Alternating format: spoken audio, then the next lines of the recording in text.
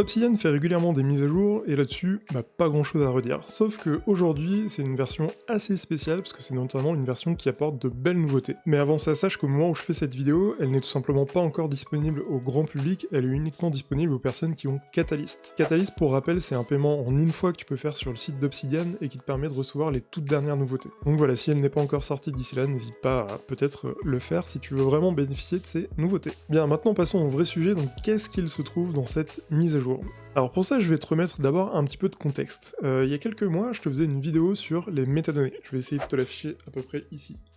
Et si tu ne sais pas ce que sont les métadonnées ou si tu t'en rappelles plus, je vais te faire un bref résumé. Alors ce que j'aime bien dire, c'est que les métadonnées, c'est comme une carte d'identité de la note. C'est tout simplement des informations que tu vas pouvoir ajouter à tes notes, de manière à pouvoir jouer avec, créer des tableaux, créer des listes. Et pour te montrer concrètement ce que ça donne une métadonnée, on a d'une part en fait le nom de la métadonnée, donc globalement on va dire que c'est le nom du titre qu'on projettera par exemple dans notre tableau ou dans notre liste, et ensuite on a l'information à côté, donc ça peut aussi bien être une date, du texte, un numéro, bref, toutes les informations qu'on veut mettre. Et admettons si je veux par exemple afficher les dernières newsletters que j'ai créées dans mon système de prise de notes, plutôt que d'avoir à le faire manuellement, je vais vraiment pouvoir me baser sur les infos que tu as vues précédemment pour créer mon tableau ou ma liste. Mais le truc, c'est que même si les métadonnées, c'est un outil qui est hyper puissant, en fait, c'était pas parfait jusqu'à présent. Notamment parce que, en fait, on était beaucoup dans le manuel. C'est-à-dire que le nom des colonnes, t'étais obligé, globalement, de te souvenir et de respecter exactement le même format. Et pareil, concernant les données que tu rentres, en fait, jusqu'à présent, t'étais vraiment obligé d'être hyper rigoureux si tu voulais avoir quelque chose de satisfaisant. Et c'est notamment là que rentre en jeu la nouvelle version d'Obsidian, la version 1.4, avec les propriétés. Les propriétés, c'est tout simplement un outil, un plugin, qui va te permettre de mieux gérer les métadonnées, de mieux les formaliser, et c'est vraiment quelque chose qui va pouvoir t'aider dans ta gestion de tes notes. Et du coup, je te propose maintenant de regarder directement dans Obsidian. Alors, à gauche, nous avons donc les propriétés, à droite, la même note, mais sous l'ancienne version des métadonnées, donc cette version reste tout de même accessible malgré la mise à jour. Et donc déjà, ce qui me marque, c'est que, en fait, à droite du titre des métadonnées, on a un petit icône. Et en fait, quand on clique sur Property Type, on va venir pouvoir sélectionner le type de propriété, le type de métadonnées. Et du coup, ce qui est assez sympa, c'est que en fonction du type, ça va réagir de différentes manières à droite. Donc je vais te montrer là par exemple pour la date. Donc on peut venir maintenant sélectionner avec un petit calendrier. Et du coup, c'est quand même plutôt très pratique.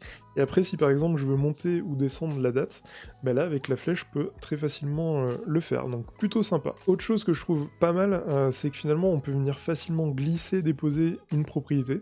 Donc si visuellement je préfère qu'elle soit un peu plus bas celle-ci, je peux le faire très facilement. Autre chose également que j'aime bien, c'est par rapport aux tags.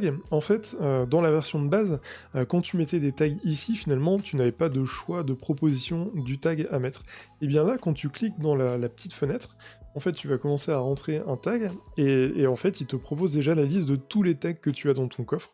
Donc pour être certain de respecter le bon format, c'est vraiment canon. Et donc là, si je mets par exemple projet travail, projet archive, enfin, tu vois que j'ai toutes les déclinaisons de mes différents projets. Maintenant, on va voir ensemble comment ça se passe quand on ajoute une métadonnée. Donc là, je vais cliquer sur Add Property.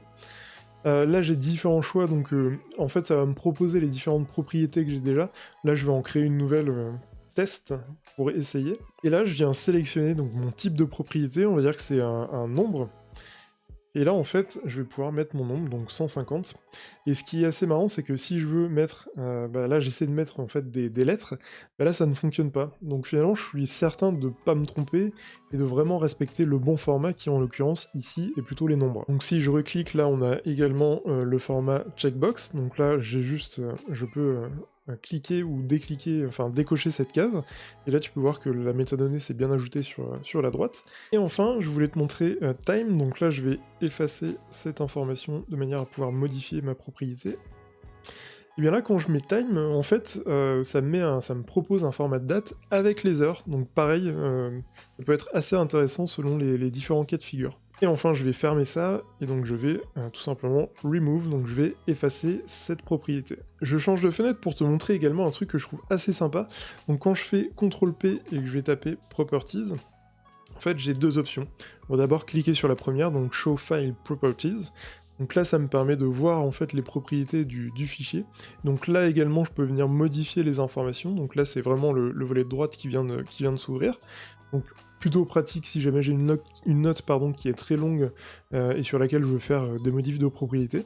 Et enfin, je vais faire la deuxième option, donc CTRL-P, Properties, donc Show All Properties, et là c'est hyper sympa parce que finalement ça te permet de voir l'ensemble des propriétés qu'il y a dans ton coffre, de manière à pouvoir en réutiliser une, ou tout simplement pour faire un simple check. Et donc à droite tu vois tout simplement que tu as le nombre de fois où cette propriété est utilisée, et du coup bah, ça te permet d'avoir une bonne vue d'ensemble de tout ce que tu as fait dans ton coffre. Et voilà concernant cette nouveauté 1.4 avec les propriétés. Donc si je devais résumer, les propriétés c'est tout simplement un moyen de mieux maîtriser les métadonnées. De cette manière elles sont beaucoup plus simples, beaucoup plus visuelles, beaucoup plus accessibles. Et surtout ce que j'adore c'est qu'elles permettent d'être vraiment carrées dans l'organisation des notes. Donc voilà, si cette vidéo t'a plu, n'hésite pas à liker, t'abonner, partager, et puis je te dis à bientôt pour une prochaine vidéo.